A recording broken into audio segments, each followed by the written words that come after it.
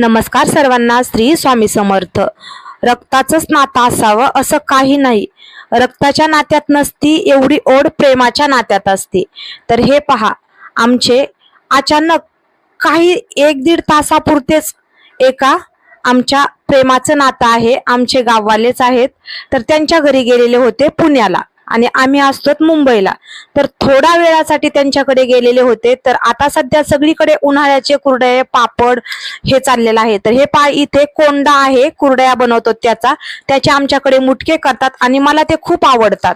तर त्यांना माहित आहे मला ते आवडतात, तर त्यांनी तो कोंडा इथे पहा, ह्या 5-6 प्रकारच्या उपवासाचे पापड आहेत. बटाटा, साबुदाणा, बटाट्याचेही 2-3 प्रकारचे आहेत, वरी कोणी भगर म्हणतं त्याच्याही आहेत.